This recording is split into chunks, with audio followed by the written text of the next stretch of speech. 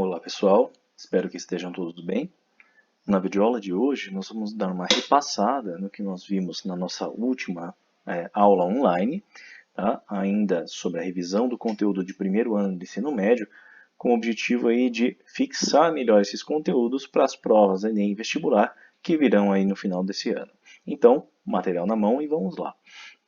Nós vimos inicialmente sobre os sistemas químicos, né? Considera sistema qualquer recipiente ou qualquer objeto de estudo no ponto de vista da química. Legal? Funciona também e também é muito utilizado no estudo dos fenômenos físicos.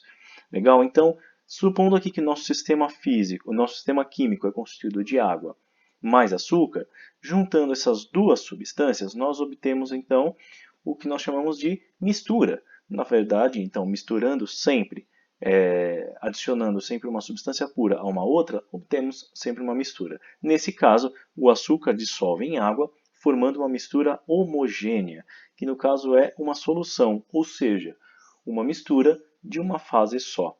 Tá certo? Por quê? Porque nós não conseguimos identificar os componentes da mistura após misturados. Se, por outro lado, nós temos um sistema em que misturamos água, açúcar, areia e gelo, o resultado é um sistema heterogêneo, ou seja, uma mistura heterogênea, que nesse caso, três fases são identificáveis, ou seja, é um sistema de mistura trifásica, ou um sistema trifásico. As três fases são gelo, água líquida e areia, certo? Só que na água líquida, lembrando, tem açúcar dissolvido. Então, é gelo, água líquida e açúcar e areia. Essas são as três fases. E quantas substâncias nós temos? Apenas três. Por quê? Gelo é água sólida, água líquida é água líquida. Temos o açúcar e temos a areia. Gelo e água líquida são uma substância só, mas entre o gelo e a água líquida nós temos dois estados físicos diferentes, embora não sejam substâncias diferentes, estão em estados diferentes, portanto são fases diferentes. Aqui, nesse sistema heterogêneo, três fases são identificáveis, portanto é um sistema trifásico. Legal? Bom, quanto às técnicas de separação de misturas que nós vimos, vamos recapitular. As primeiras técnicas são de separação de misturas heterogêneas. A primeira e a mais simples é a catação. É um processo manual em que são removidos os componentes da mistura, geralmente mistura sólida, mas pode ter também mistura de sólido com líquido, por exemplo, uma pedrinha dentro d'água, recolhemos a pedrinha e fizemos a separação por catação. Beleza, gente? É o processo mais antigo e mais simples. O processo de filtração simples tem por objetivo separar uma fase sólida de uma fase líquida. Quando, por exemplo, nós coamos o nosso cafezinho em casa, nós sabemos que a fase sólida fica retida no filtro, enquanto que a fase líquida passa e é recolhido no outro recipiente. Beleza? Por outro lado, nós temos também uma filtração que é assistida por vácuo. Quando é uma filtração mais difícil ou que pode entupir o papel filtro, nós forçamos a filtração por meio de bomba de vácuo. Essa bomba de vácuo ela tem por objetivo formar um vácuo dentro do recipiente, retirar, portanto, o ar dentro do recipiente de coleta, um recipiente de baixo, forçando ou fazendo com que a pressão atmosférica empurre então a mistura, sendo que o sólido continua retido no papel de filtro e o líquido é recolhido no recipiente de baixo. Beleza, gente? Só que é um processo assistido por vácuo para ser mais rápido e para evitar paradas na filtração devido ao entupimento do papel filtro. Beleza? Bom, temos também a separação que nós chamamos de separação magnética. Cuidado! Ajustem no material de vocês, não é um processo de imantação, é a separação magnética, porque imantação é um outro processo e é um processo físico. Na separação magnética, são recolhidos os metais ferromagnéticos de uma mistura, ou seja, aqueles metais que sofrem interferência de campos magnéticos, ou seja, que são atraídos por ímãs, certo? Por ímãs naturais ou por eletroímãs. Nós temos aí alguns metais como o ferro, o níquel, o cobalto e o neodímio, e outros mais. Alguns metais, então, respondem à interferência de campos magnéticos e são atraídos por força magnética. Daí, consegue-se a separação do restante dos materiais da mistura, ok? No caso de separação de dois líquidos, quando eles são imiscíveis, ou seja, quando são líquidos que não se misturam, tal qual acontece com água e óleo, nós temos aí o processo chamado de decantação, ou também utiliza-se o termo funil de separação, que é o instrumento usado para isso. Nesse funil, acontece que ele tem uma torneirinha.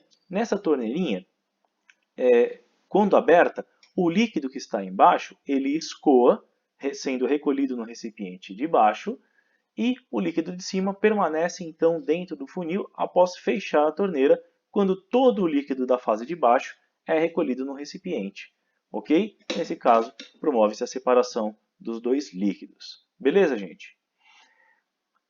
Bom, alternativamente, nós temos a peneiração, que tem por objetivo separar não apenas um material sólido de um material líquido, como também dois sólidos, como acontece na separação granulométrica de amostras de solo. Legal? Os materiais sólidos de tamanho maior ficam retidos na peneira, enquanto os de tamanho menor passam na peneira. Naturalmente, existem peneiras com malhas de tamanhos variados para peneirações específicas. Legal? Quando fazemos a separação dos dois componentes de água com barro, por exemplo, que seria a água e o barro, água e argila, nós temos aí um sólido fino misturado a um líquido, certo? No caso, o líquido é a água e o sólido seria a argila ou barro, ok?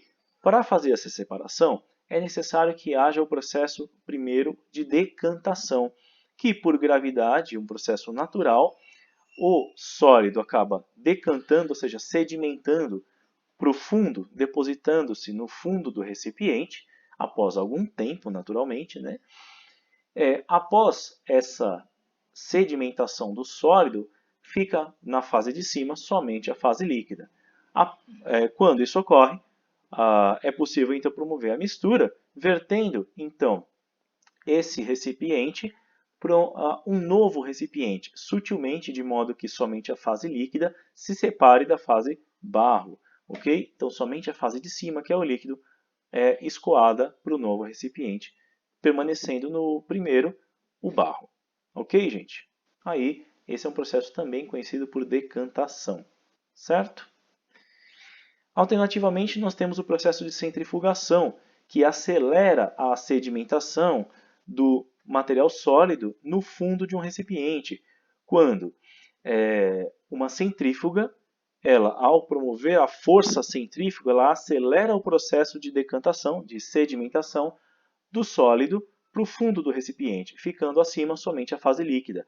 É um processo muito utilizado aí nas análises biológicas de amostras de sangue. Beleza, gente? Bom, agora falando um pouquinho sobre a separação de misturas homogêneas, nós temos ali um processo bastante simples, que é a cristalização, que ocorre quando água salgada, por exemplo, tem a fase líquida, ou seja, a água evaporada normalmente por meio da ação solar.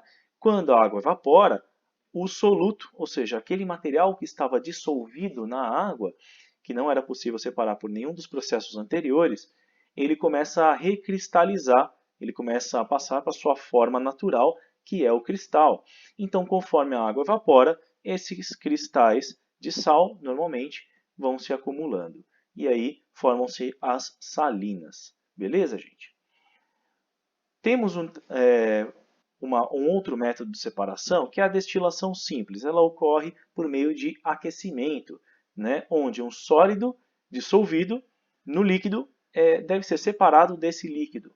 Como que acontece? Por aquecimento, a água, normalmente então a fase líquida, ela evapora, mantendo no recipiente inicial somente a fase sólida, certo? A água, o vapor d'água, ele passa por esse tubo comprido. Esse tubo, ele promove o resfriamento dos vapores d'água, os vapores de líquido.